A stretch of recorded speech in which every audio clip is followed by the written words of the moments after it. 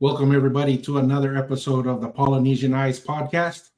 Today, we're kicking off a new series, two new series, actually. We're going to have a series on interviews with multiple people throughout the world, in different parts of the world, with Polynesian connections. And then we're also going to start off a separate series called Through Polynesian Eyes with Tevita Fale. For full transparency, is my father. And we're going to kind of walk through his background. He is the founder of the Polynesian Eyes Foundation, and we're going to give him an opportunity to, share his background, where he comes from, his unique perspective, what got him interested in Polynesian and Tongan history, and then just have a general conversation to give all viewers and listeners an opportunity to get to know him. So, Dad, how are you today? I'm doing fine. I grew up in Tonga. I was born in Moa, the old capital of Tonga. And my parents is Tevita Fale and Piwela Langi.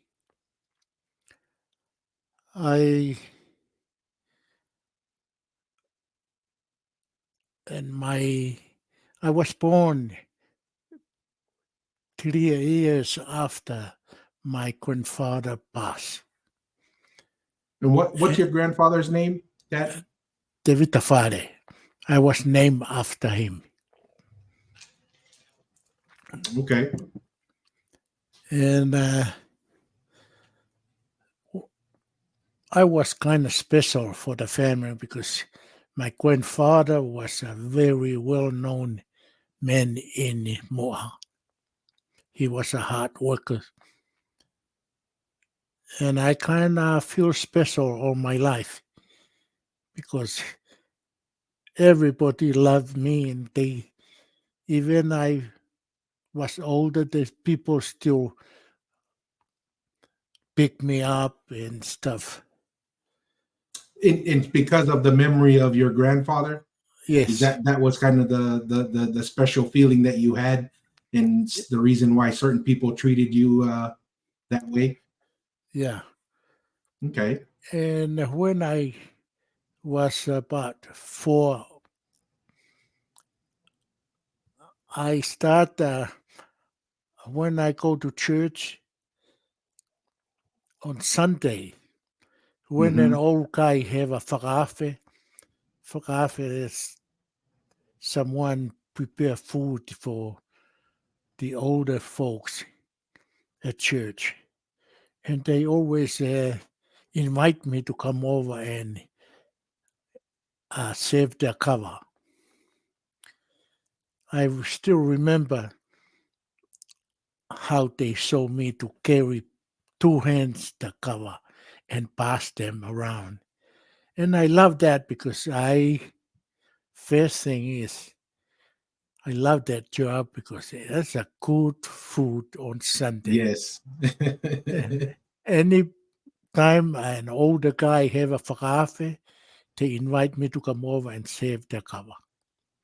And Dad, real quick, at 4 years old, I mean, it's an honor, right, to be kind of invited, especially for a young child at 4 years old, to be involved, with the older men in the village. What was the meaning or the reasoning behind, out of all the kids in Mua, you were chosen for that task over and over again? Yeah, because of the special name I have.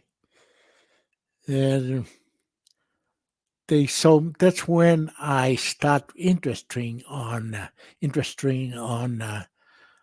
cover, and I found out uh, the two special school of Tonga. First, the Kariloa. Kariloa, that's the head dressing, Mm-hmm. the kari. But the means Kariloa mean what you learn from the kari start from your mother. laying on her forearm when you were still a baby. And see, Kariloa, that's a long period from the beginning of your life to the day you die. Mm. What you learn from the Kariloa. And And real quick there, Dad, would you say, I mean, every mother is different, right? So where your mother and where your ancestors come from have a huge impact on the Kariloa school that you would get, right? Because that's something that is taught from your mother, and that's like an inheritance your mother gives you. Or what's kind of the thinking behind that on the Kariloa? What's the purpose of it? because the Kariloa, that's how you learn from your family. Okay. All the advice. Kariloa represent the whole family. You and that's where you first learn from all your family at home, your mother, your father, your uncles, your grandparents, what you learn from home. Yeah. Uh, if someone don't do what they supposed to do, there was a word for it. Tae mohe ofi means you don't sleep close to your mother Mm. to advise you, to tell you what to do. Yeah. And is that because is that because when you're not sleeping close to your mother, because your mother is usually whispering to you, Yeah, right? When they're laying on the kariloa, on the arm of your mom, it's not like when you're laying on the arm, your mom's gonna yell at you. So if you're not being close to your mother, you're not hearing the whispering and yeah, of a loving mother. yeah. When you were a baby, every mother whispered to their babies all their wishes for their future. And when you get older, the parents, everybody involved on that's where the beginning, the first school of our people. Mm. And when you get older, you the second school is the Tanoa, Takava Sekol. That's the two school everybody learned from in Tonga when we grew up. That's why Okay. I was learning from carry the cover, whakatau the cover, Mm. pass it around the cover for the old folks. And I love that because I love the good food, plus I love to hear stories, all the old guys, what they talk about life. It's not like that in a Kalapu and everything, Kavatonga. Hmm. But that's, Can you talk a little bit more about that, Dad? Because I think I don't know if you know, but Kava is making a pretty strong comeback, especially amongst the youth, the Polynesian youth right now. I see a lot of popularity and interest from the youth to get involved in drinking kava and kind of give some more background on what was unique and special about these type of uh, kava get-togethers for the whakaafes when you were 4 years old, starting from when you were four. Kind of talk about what was that like, which seems to be a little bit more formal, and people were talking about things that were, really important to the history and the culture and what made Tonga and Tonga, right? I mean, kind of give people some insight because I don't think anyone is going to ever experience what you experienced as a young kid growing up with the type of people in the environment that you experienced. because you know our town, our village, Moa Hmm. or La Paja, that's the old capital of Tonga. That's where the Tonga live, and the Fale first parliament of Tonga. Mm-hmm. We start from our hometown. And it's different in today's cover because they go over there, they like young guys love to get together at the cover, drink cover, but they talk different things and they don't talk about the very important things like when you were with the old guys. That's where that's when I start to very to be interesting on the cover because what I heard from the guys Mm. and I was not start doing cover until when in 1965 that's when I started doing cover and How old were you? I was 15. 15 years old. Yeah, I was involved on drinking cover and all the way up for today. I always said I just learned how to drink cover. People said, you guys said, what do you mean you still learn how to drink cover? Because I didn't know everything I supposed to learn. I didn't get it all. Mhm. Even I am on my 70s, but there's still a lot of things to learn. So if I understand what you're saying, then Dad, is the traditional tanoa or education through the kava, when it's done correctly, right, with the right people, talking about the right things, that was in many ways, the traditional educational system outside of the family. Is that Yeah, is that how you're kind of persisting it? Because you're making it sound like that is your formal education in some ways was through the kava Kariloa, Kariloa and and Tanoa. the tanoa. Those are your two certifications Yes, of education and foundational. because they talk about different things, farming, fishing, Hmm. even fighting, and sometimes talk about how to get the best fish. It's mean to get the best woman. Yeah. That's how So always speak. Go ahead, Dad. you learn about different things about Hmm. life. If you pick up, learn a good thing from a family, and the next school cover, you can be anything you want to be in this world, in this life. Hmm. And that's what I mean when I said to people, I still try to learn because every time you don't pick up a lot of things, a little bit from here, a little bit Little from bit from there, there. different thing you learn. Like I Yeah. said, everything about farming, fishing. That's how I l- pick up something about astronomy. It's not a lot of things you pick it up one time.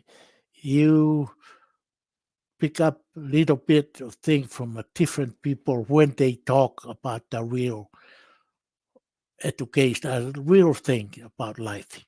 Yeah. Yeah. And And I think that's very applicable. I mean, no different.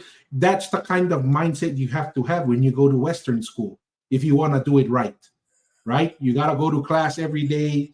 You have to pay attention. Not every class you're going to learn something amazing, but if you're consistent and you pay attention over time, because I think what you're pretty much saying is you had a curiosity and a desire to learn, and that kind of attitude goes a long way. yeah, that's something I still learn a little bit here and a little bit there, even on my 70s. I hear something I never had before. Mm. because it's not, you don't have it every day. But I like when I get the book on astronomies, anytime I walk outside and look up to the sky, and I pick up names and I trace the stars. When I heard about the Caniva, the Milky Way, When was the first time you heard about the Kaniva, Dad? When would you say was the first time you heard that conversation? from the old folks. So from a very young age, from when you were very young. Yes, that's why I learn about the Maui, Tangaloa. That's our forefather, Maui and Tangaloa. Mm. And I learn about their god is Hikureo. Today, in a computer, they mix up all the different names from Polynesia, and people don't know the real thing. Yeah. And in our history, now it's mixed with Tonga in South Africa. That's one of the new things for the history. They question it, That's see the new if, theories coming out now. yeah, they said when I was in the 50s in a grade school, they talk about Maui and Tangaloa eh, and Hikureo. And today, they don't have it. That's that's why when I came to America in 1975. I came here to go to Trade Tech, Yeah. Provo Trade Tech, and I come here to go learn how. That's where you supposed to study about mechanic and uh, different things about the trade. Yeah. So a trade school. Yeah, And that's what is UVU now, right? You yeah, went to Utah Tech, which is now Utah Valley University. yeah. But Utah Tech, it was, where the pouring alley in Provo. Oh, Alley, the they bowling use, alley? Yeah. The yeah, Fat Cats bowling alley. yeah. That's around there. That's where Trade Tech was. We Okay. used to go over there in the morning, have class over there, and we go in the afternoon to where UVU now when Okay. they when they first started. So before we go into your time here in America, Dad, let's come back. So you're 4 years old. You're being invited to a very small circle of the elders in the village during the whakaape, passing the kava to the elders. You're, having access to the good food and more importantly, the great conversation. What was it like growing up? What were some of the memories you had? When I was 4, I grew up and I start grade school when I was 5. Okay. I already start from Tongan school. Uh, Okay. and in a grade school, they started. That's what you learn about the Tongan Tala o Tonga or the Tongan history. They talk about Maui and Tangaloa and them. And would you say that they were teaching that because that's what Tonga knew was their history at that time, right? The elders knew, who Tangaloa was in Tonga. They knew who Maui was and Hikuleo, and that's why they were teaching that history at that time because we were following what our oral history told us, who we were and where we came Yeah, and they said we come from Vaihi. from Waihi, the far away land. Okay.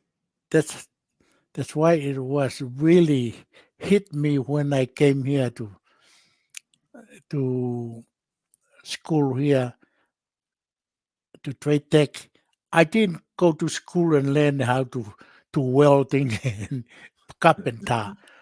I set up any book I can find about the Tongan history because what I found out over here, it was total different.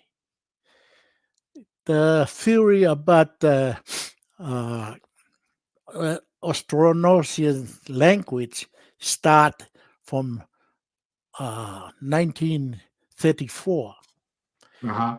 and Lapita theory start from 1952. Today, all our people, Polynesian, get their degree from the history of our people, not from our history. That's Lapita and them, they got their degree from. Mm-hmm. And they don't talk about where we come from. The foreigners put in their own ideas, and we studied and got the degrees from nothing, from something that have nothing to do with our history. That's when it hit me in my mind, and I keep digging, looking at the school. I came from Tonga. I start when I was 15, 16. I pay people to work for me. And what were you doing? What were you paying people to do, or what kind of business were you running at 15 years old? I When I was 15, that's when I was in high school, St. Andrew High School. Mm-hmm. And when I told my dad I don't want to go to school anymore because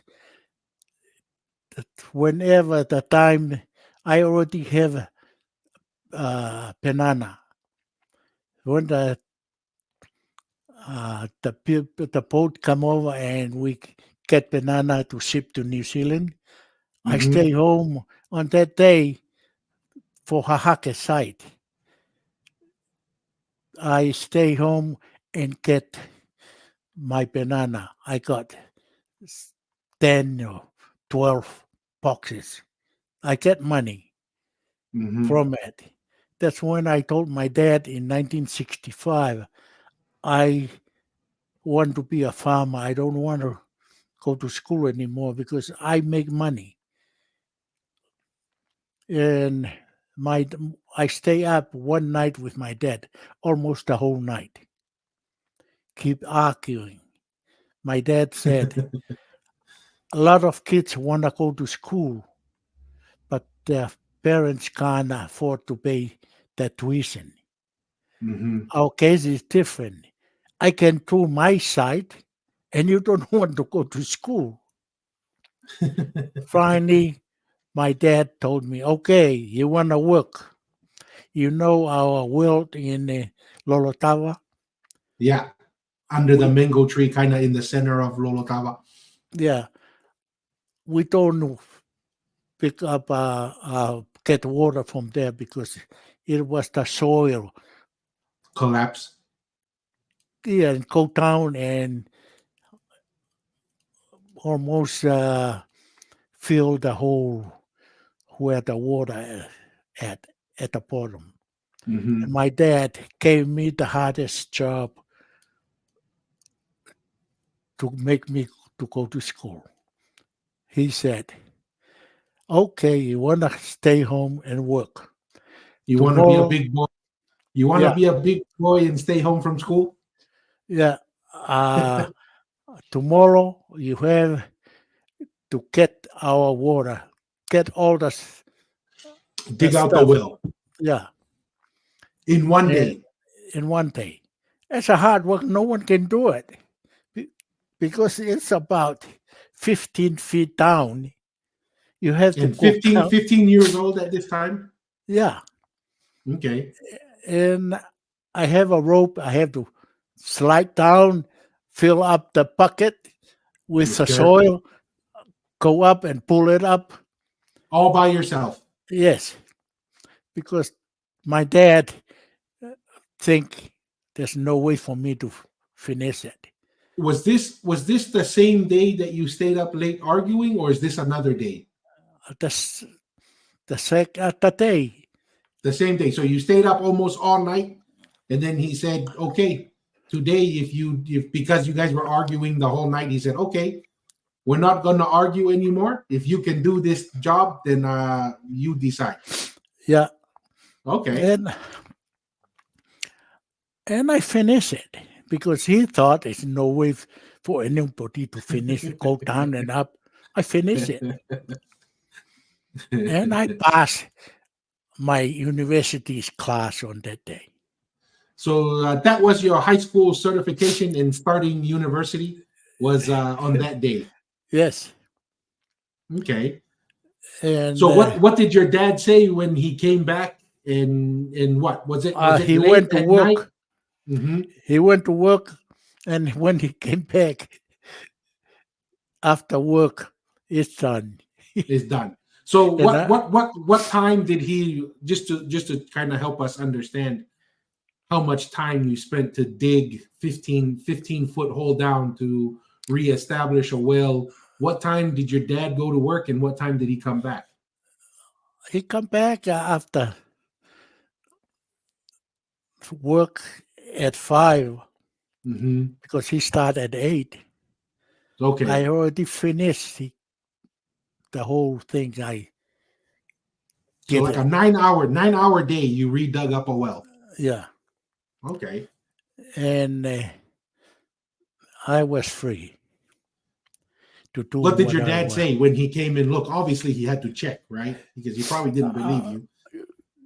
yeah, he came back and second his turn, and he has nothing to say. And Because my he dad didn't said he didn't want.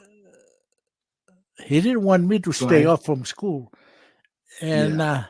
I passed my education working, and he said, "Okay, now you Do what you want. we will be a farmer, and I'll help you." That's when Wow. I So grandpa actually, not only did he say, "Oh, that's good for him." I don't know if I would have said that. Hopefully I'm that good if one of my kids did that, yeah, okay, we made the deal, but then he said he'll help you. yeah, he helped me, Okay. and even though we have around 60 acres, eh? Hmm. All the property we used to farm henna and stuff, Yes. I grow. We have a banana.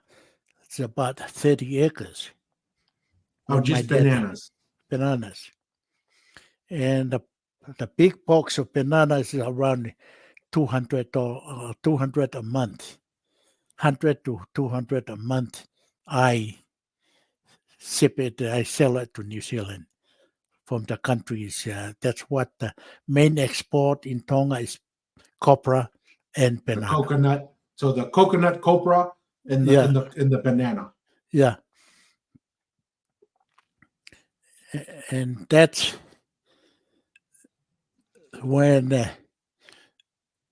my education done, Mm. and I prove it everything I do. And and we plant watermelon, sell it in Tonga, also Yeah. ship it to New Zealand. And when we get back to Tonga, I get you guys to work. We become a farmer again when we went back to Tonga. And I left Tonga in 1975 to come here and go to Trade Tech. I came over here. I used to tell my friends I used to take a English class with some people already have degrees from China and Japan And at you Trade. came with your degree from Tonga as well. Yeah, I already passed everything because I supposed to come here and learn how the tech. I Yeah. already pay people in Tonga to work for me when A cash crop at like starting at 15 to you did that for how long? From 15 until how old? Until you left to America? yeah, until I left to America. Yeah. We plan Ufi and the same thing Yeah. I did when we came back. You just pay people a kautaha, the group, Yeah. a kautaha, a So a group, labor group, yeah, right? and help me. But Okay. that's the thing I did before I came to America. Live something I love, farming. And we feed a lot of pigs all my life. I was a professional crack coconut with the machete. You would have been good on YouTube today, Dad. You crack a coconut really good. They make a short video, and you'll go viral on YouTube today. Yeah, that's the thing. You guys come on a line past the machete from oldest guy to the second one until we left Tonga. Yes. And when we went back, we still use the same thing, feed pigs. We never sell up one pig all my life. Hmm. But when you connect to the royal family, nobles, when they have a funeral, you don't go with a small pig, with a tokonaki. How many times from 10 night, eh? Yeah. You have to take a tokonaki to the putu every day. Every day. So just so the timeline now, Dad. So you spoke with Xiaoxi and you told him, you know what, I'm not going to go to school. You passed the test. You dig up the well. You're now farming. You're not going to school. You're making money through the farming. You're growing pigs and other crops to take care of the family responsibilities. Right, year round. There's always a funeral. There's always birthdays. There's always something going on. Yeah, And so, what made you come to America? Because, like you said, you loved farming. You seemed like you had a lot going for you in Tonga. What was the reason or the thought of going to America at that time? At 19, were you 19 or 20? How old were you when I you left came Tonga? here I left Tonga in 1975. Okay. And what was Um, the reason? I mean, is it just for school? That was it, because you didn't like school in Tonga, right? What was the thinking of coming to America? my mom used to cry all the time when I said I'm not going because coming here, I to go to school, I start to have money in my pocket when I was in a grade school Hmm. because we have horses, about 4 or 5 horses all the time. And when I learn how to tie the rope, move from one tree to another tree, the horse, we call it hick horse. Hmm. And I love to doing the work. And I have to give water to the horse. Today, I have a horse at home. After grade school, I come You get home, on the horse. get on a horse, and go move the other horses, and I come on another horse for tomorrow. And that's how I water the horses. And So would it be safe to say, Dad, all day while you were at school, you just wanted to come home and go to the farm? That's basically what you were looking forward to every day. yeah, I don't mind. Like I said, it on that time, it was illegal to pick the coconuts. the brown Uh-huh. coconut, Why? because some people steal coconut and go sell it. Oh, so But it was to discourage theft.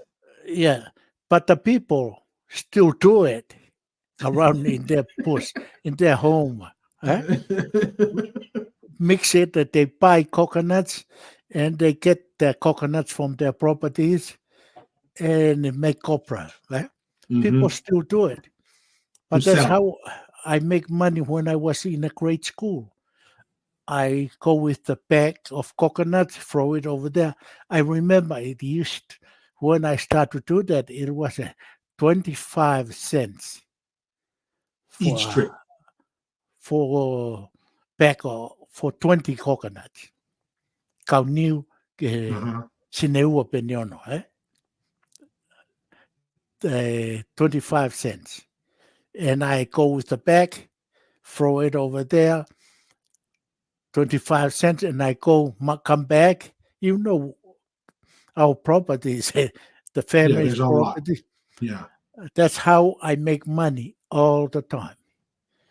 When I Just so was, people understand that, so you're making 25 or 50 cents a day. How much a day would you make when you do the yeah, coconuts that's moving the horses? usually 50 cents or more What than could you that. buy with 50 cents back then? I only buy candies and buy maples and For all the stuff you wanted? yeah, and you buy bread and piece of bread and butter. How I much for a loaf of bread back then? I was one cinta, 12 So how cents many? How 12 cents for one bread. one loaf. So basically 12 cents. So you could almost buy two loaves of bread for every trip that A you make. half, a half, Half a half a bread. half a bread and a piece of butter, and I eat it with my friends.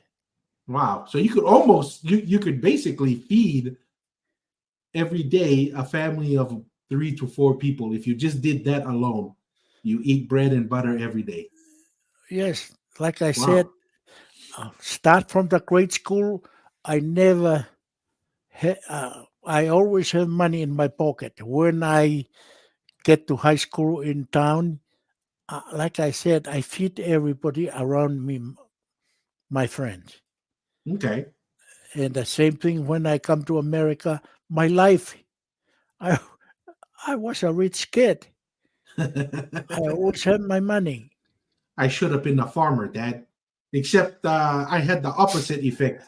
You went to school and you wanted to go to the farm. You take us to the farm and all I want to do is stay at school. In Tonga when I used to hate the 2 week break. All the friends in Tonga high school were like, oh, we're gonna go to New Zealand. We're gonna and I just like, man, if I can just have school year round, no holiday, no 2 week break, I would be just fine.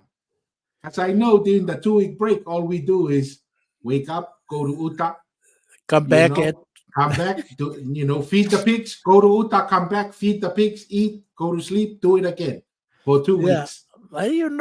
That's one thing I know.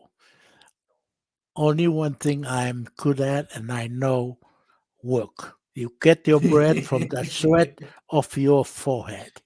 Mm, mm. And Yeah, that's fair. that's what happened when I come to America. Come here to go trade tech. I came Uh, over here in 75, start to learn how to do yate. 76, I got my license for yate landscaping, and I bought a home in the end of 76. See, my education, I went over there. I was number 3, the first Tongan to buy a home in Provo, not Count mm, Orem. That's the Mataire family, Kalo okay. Mataire and them. That's the first Tongan to buy a home in Provo. And the second, it was Antelo Unga and me. We bought our home in 1976. See, that's my education from Tonga. Yeah, give some more background that on how your education in Tonga translated to living in America? So you come from Tonga, you've run some large scale farming by Tongan standards. You're paying people to do work now because grandma is basically, you come to America because grandma is wanting you to go pursue an education and find new opportunity. You come here, and how did you take the knowledge and the skill sets that you had from farming in Tonga, and how did that give you the opportunity to buy a house so soon in America? Because I mean, that's a huge transition from my perspective, to come from a small island in the South Pacific to a superpower in the world, in not just military but financial. How were you able to use that knowledge, and how were you able to buy a house in America You using know, your education, your university's degree from Tonga? you know, in the Bible it said you get your bread from the sweat of your head. Mm-hmm. That's what I learned in Tonga, how to work. And that's how I make all of you and your brothers, how to work. Even you over here, you have your education, but you still go to work. Mm-hmm. But when I came over here, 75, in 76, I got my little license to do yard work. Okay. 76. The end of 76, I got a home. I didn't get the money, but I know how to make deal, because I believe anywhere in the world you have the key for life, for living, is work hard, work smart, and Mm-hmm. be honest for you to get the people trust. See, Okay. that's the main problem of our people. Some people just come over here and start to make money and make deals, and they didn't do their job. Eh, So give some more insight on how were you able to get a house with no quote unquote money. I mean, in America, everything runs on money, right? So how were you able to work out a deal to buy a house? Uh, I met a family when I in 1970, beginning of at the end of 1975, Mm-hmm. on yard work. They own uh, development. They buy property and develop and sell homes. I Okay, did some landscaping to for them. them. Yeah, see that, not the sort, the the lawn, but just use the seed to grow Mm-hmm. the lawn. I remember, where Walmart, Kmart, it used to be a Kmart in Orem. They have the development, the property behind Kmart in Orem. They develop it, and I did the landscaping. So this was a client of yours. Yeah, Okay. and I also take care of the yard of the owner and his son-in-law and his son. They for the whole year. Okay. I take care of their yard, and when the snow fall, I have to Shovel. shovel the snow in their driveway and their sidewalk. And they really trust me. That's when I wanted to buy a home, and I didn't have money. I just Bef- negotiate before we get into that part, Dad, why did they trust you so much? I mean, because what I did to them, Okay. I did a good job for them, and they trust me. Okay. So you Uh, kept your end of the deal, Yeah, and they were like, you know what? This is a guy who keeps his deals. yeah. That's how I met RL, Hmm. and Bill Took. You name after Bill Took, the older brother, and Richard Lee named after the younger brother. RL took. Yeah, Okay. that's how I met them. Okay. So you're doing this work, and they trust you. This customer of yours through your landscaping business trust you, and you want to buy a house. So it sounds like you're going to have a conversation with them about buying a house. One day I walked into the president, the father, Uh huh. office, and I said, Mr. Richardson, I want to buy a house, but I don't have money. I don't have money. He looked at me because my nickname Hutch. Uh-huh. He said, Hutch, he's smiling and he said, Hutch, if you want to buy a house Have to have and money. you don't have money, how can you buy a house? If you help me, I can do it. Yeah, and we can make this work, yeah, Mr. Richardson. So what happened? and he said, okay, I'll see, because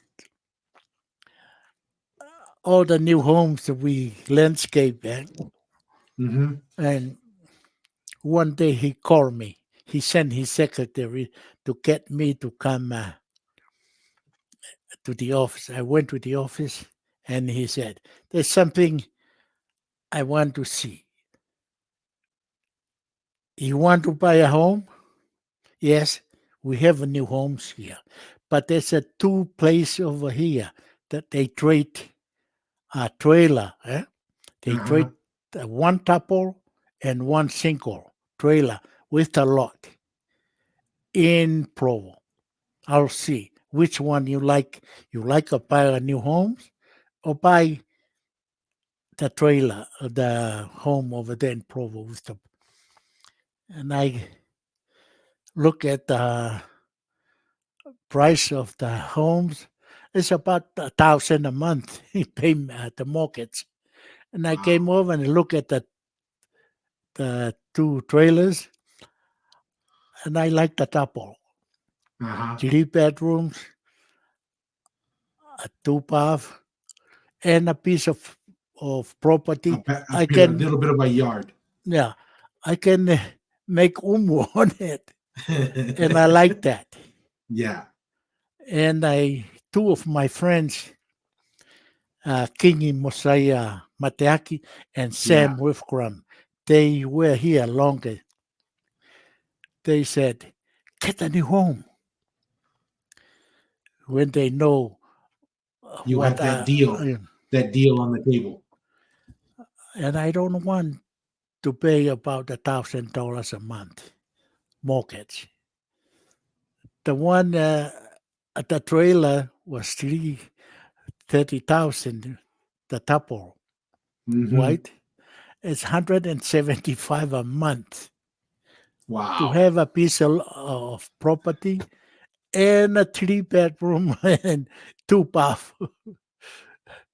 And I took that. That's how the Got home, your first home. yeah.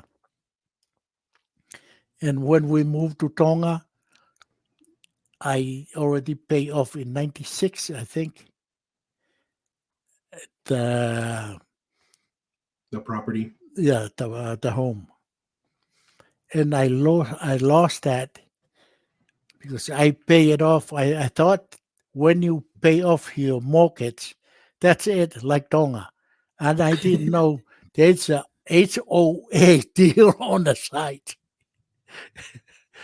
and that's how we lost our little home in Provo. Our first home. Yeah, HOA after Hmm. more than around 20 years of owning it. Okay. And when we moved back from Tonga to Hawaii, after 2 years in Hawaii, when uh, the rent get up more than $2,000 a month, it's better try to get a home. And but RL,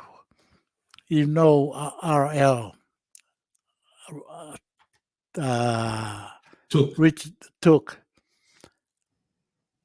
told me we were drunk one night, and he told me, Hutz, you steal a lot from us. Well, what did he say you were stealing? Because what I learned from them how to deal, that's what I meant. He meant Mm. because the way I negotiate, because sitting around with them, drinking all the time with them, with the rich guys, and I learn what I can learn how to negotiate on business. So what kind of deals and it sounds like RL and Bill Took were relatively successful financially. Well, just to kind of help understand the type of people you were kind of hanging out with and your friends and what you were learning, like what kind of deals were they doing and you were observing? Was this development like home purchases or what Yes, kind of deals? TikTok, he's a real estate man. Mm-hmm. He is he was finished from BYU.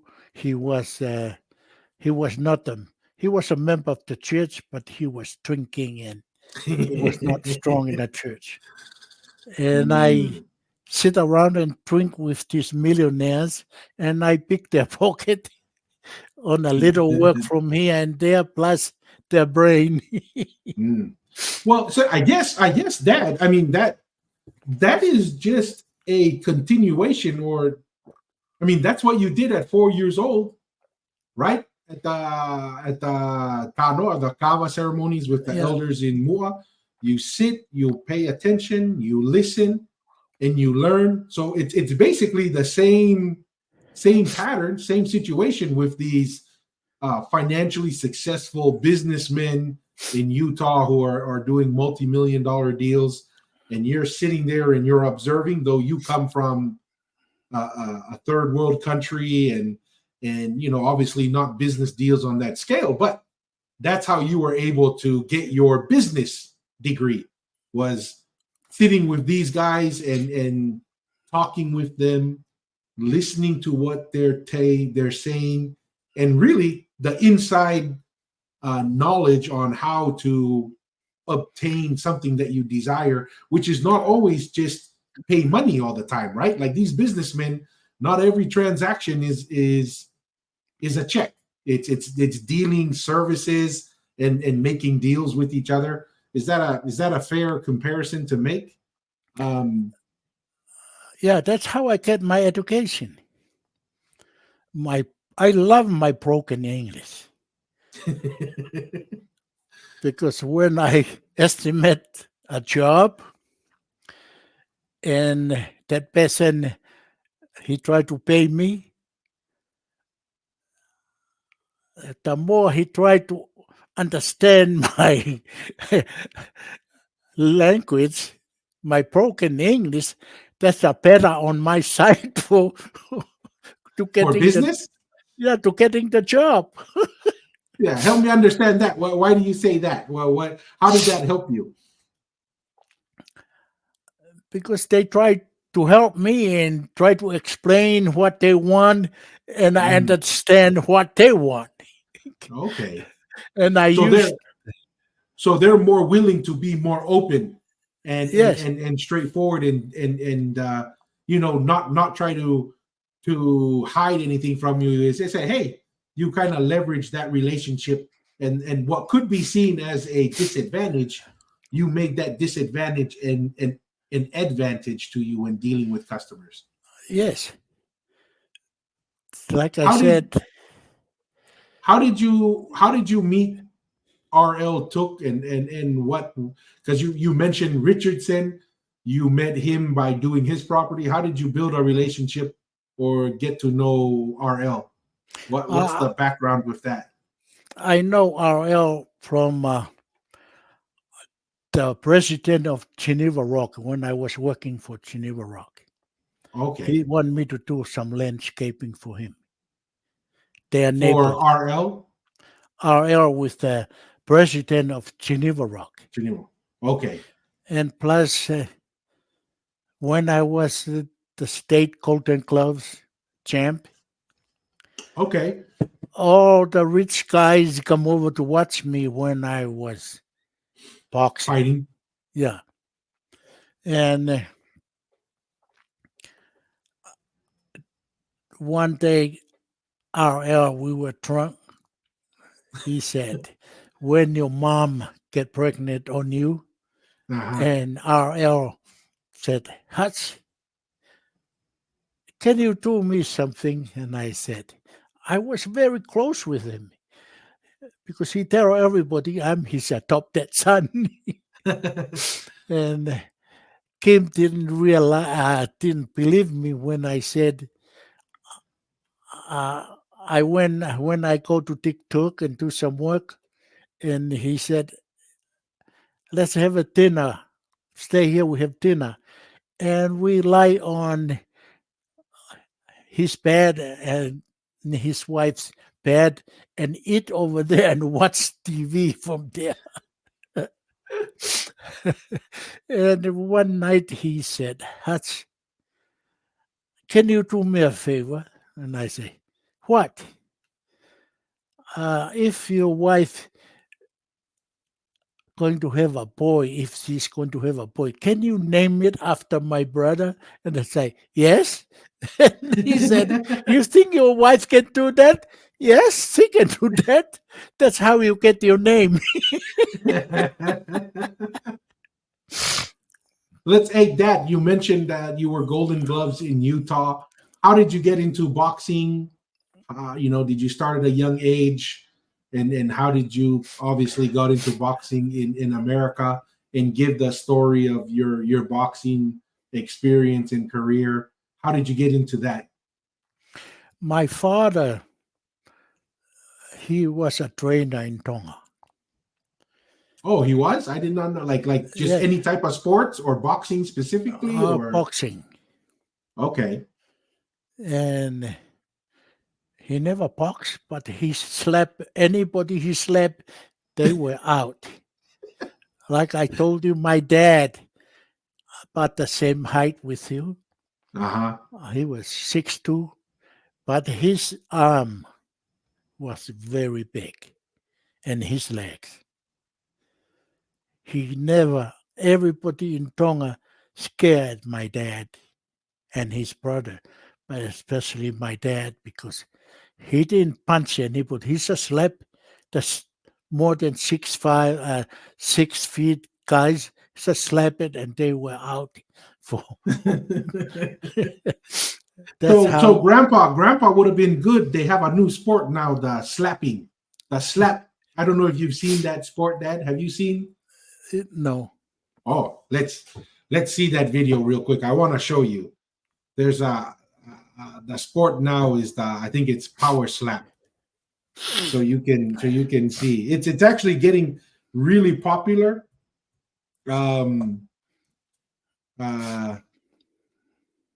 think just a funny thing. You know the guy who owns the WWE? Oh no, sorry, not the UFC. Dana White. I think he bought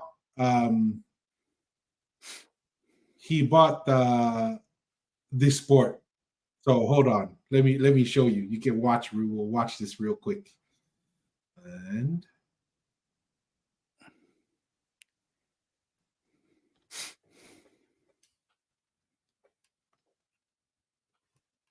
so let me play it here. Can you see it? Yeah.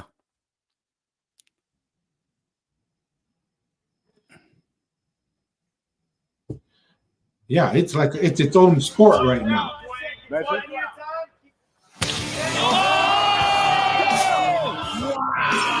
the bell! Tonight's Monster Knockout's brought to you by Monster Energy. Unleash the beast. The bells. Let's take a listen. Oh my God! Ridiculous power, as I mentioned earlier. No. Anyways, that made me think about your comment about Grandpa. That would have been Grandpa's sport right there.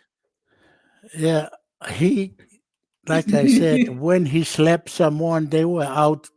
They have to pour water on that person. So Grandpa trained you in boxing. What? Why did you want to get into boxing? So you're not in school, you're farming, and when you're not farming, you're training for boxing. And how young did you start? I never trained how to box. Oh When no, Unga was a champion in college, in in boxing. Atele, in boxing. Okay, Totai was really good on boxing. I never never trained. trained. We just spar, we just get the gloves on Gloves. our hand and beat each other. That's in Tonga. And I have only one boxing match in Tonga. And I came over here, and I just get in the ring here in America. Okay, But so you were just really you were just farming nonstop for the most part. So yeah, you didn't get into boxing. What? So you come to America, you decide, okay, I'm gonna box more often, and then you just how did your journey to be Golden Gloves? What year was it, and how did you decide? Obviously, I'm assuming you had to train for the Golden Gloves. 76 and Mhm. 75 and 77. Both That's, years, 2 years. yeah, I was on middleweight, What's the pounds for that? 165. 165. Yeah, So you were Golden Gloves 2 years. yeah. Wow. And Yeah. what was that like?